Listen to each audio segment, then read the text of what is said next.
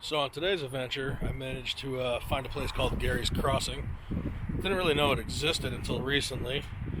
And me and the wife came out, and we're just going to kind of go wander around for a little bit and see what we can find. But honestly, literally maybe 50 feet from the path, it opens up into a really nice view. So this is the view that we have so far. And my wife has immediately found a tree. So we're going to go see if I can figure out something to do there. So the water's flowing fairly fast, which is kind of cool. It looks like it's somewhat deep, but not too bad, about 3 feet, 4 feet. It's a very narrow trail. It's not really, much further than it looks like it goes, to be honest. It looks like it ends actually literally right here. It ends right there. So, at least we know where this goes. So it's where people come to fish when you're allowed to, right? Come to fish in canoe, kayak, because this is a 10 mile, according to that map, it was 10 miles out to the river. So I found this really cool root system right here that goes out towards the waterway. I'm going to get real low. I'm going to do it handheld because there's enough light. And I'm going to see what we can come up with there. Unfortunately, I won't be able to record the process of that because I do shake too much. So sit tight and look forward to the photo at the end of the video. Okay, so driving around, got lost. Think I'm currently in between Bulletin Landing and Hegg. We've already passed this spot once, but I decided to turn around and see if I could take a picture of something around here. So let's go ahead and get about that.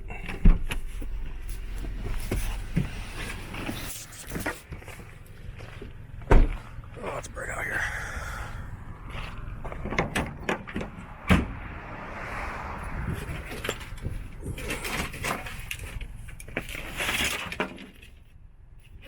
So the area that I'm going to be taking the picture of is right over there. Once I get my camera out of the bag, it will be freehand because I don't feel like setting up a tripod and all that awesome jazz. So let's go ahead and see what we can do. And it's literally off the road.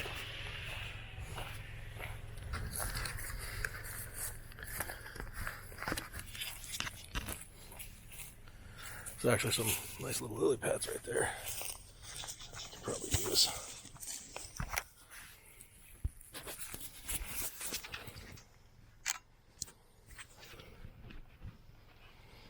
So it's going to be right out there in that direction once I get my cap off here. And let's see here.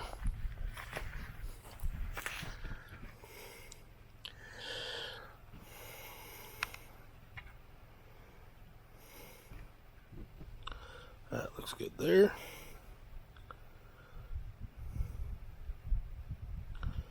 So we are shooting at ISO 100, f9 aperture, full wide at 10 millimeters, and we will take the shot. And then we will take one little bit horizontal off to the right of that, so that. And we'll take that shot. And that's going to do it for this location. There is one a little bit further up the road, and we'll go try there next.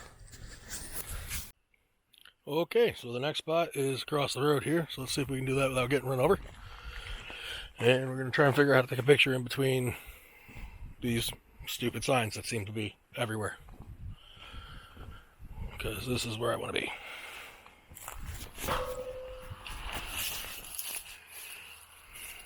Just hop over the guardrail.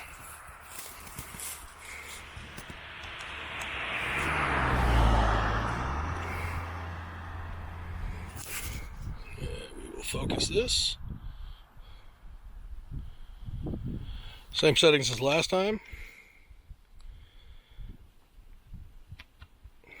Take one under for the sky.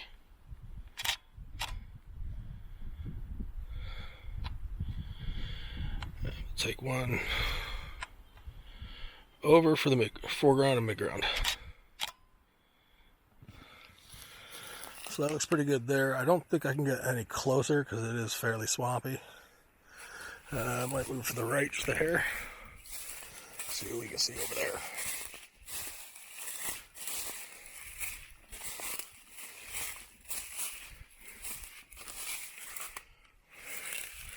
We're still ultra wide at 10 millimeters. Yeah, that looks a little bit better, so we'll try there.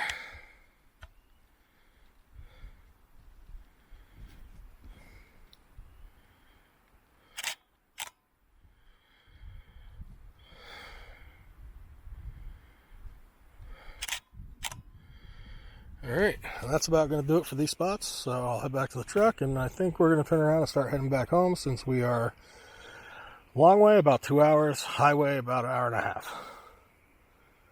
And we'll go from there. Today we are going 310 miles one way to a place called Elliottcottville. I'm going to be picking up a new toy, hopefully something that'll get me around a little bit easier. And yeah, hopefully we'll find some awesome stuff on the way. I will be driving into a storm, so that is something that we will have to take into account.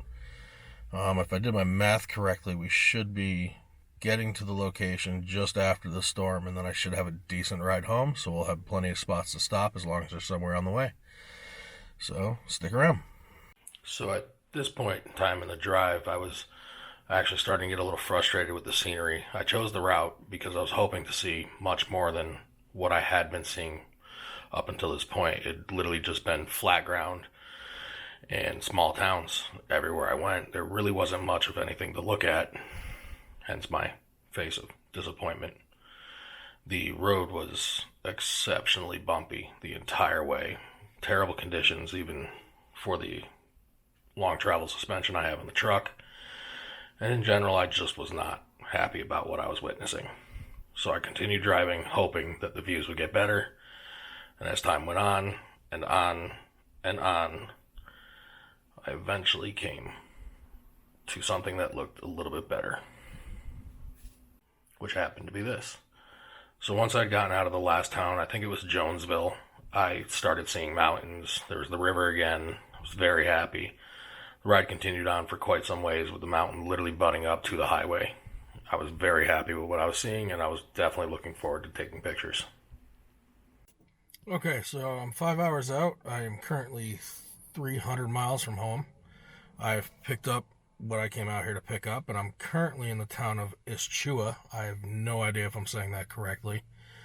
I'm going to attempt to beat the rain home, but I noticed this little turnoff that I'm currently sitting in, and, well, I kind of want to go see what's at the top of this little hill here. I don't know if I'll see anything, but I'm going to go see if I can get a picture up there. So if I get one, you'll see it at the end of the video, and we'll go from there.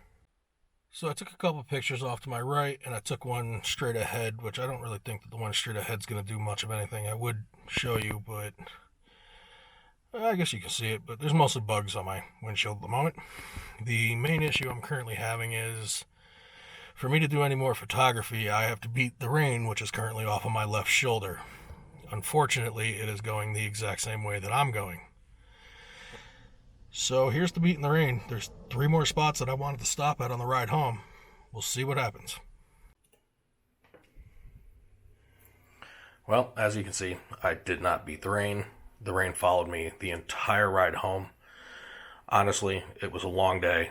I was just happy to get home. I spent a total of 14 hours, 15 hours in the vehicle.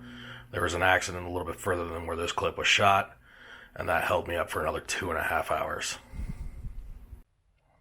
So a minute ago, the fog was rolling off that hilltop over there. So I pulled out the zoom lens, and I was shooting it around 150 millimeters so I could get the top of that hill, part of the road leading up to that hill. And I hope that shot comes out pretty good, because I actually enjoyed it. And then I went with a super wide lens just to get everything, because the light was going a little bit bonkers and whatnot. So we'll see how both of those come out. So this is what I drove 647 miles for. It is a Specialized Rockhopper Sport 29. It is brand new. It was fairly expensive, and I could not be happier with it. Hopefully this will allow me to go a little bit further into trails, and I'll actually be able to get into shape. It was like I said, 14-hour trip. I think it was round trip. It was 647 miles. I went out to a place called Elliottcottville. The actual shop itself was Bikes and Burritos. The owner of the shop, Dennis, met me on his day off so I could buy the bike. They were not open normally on Tuesdays and Wednesdays. Honestly, it's a great place. If you're ever in the area and you need anything for a bike, I would strongly recommend going there just because of the customer service that he provided. Like I said, he opened up on a day off, and hopefully I get to buy more stuff from him because I would in a heartbeat. Beyond that, that's really all I have for this week's video, and I hope you enjoyed the pictures. Please like, subscribe, and hit the bell notification.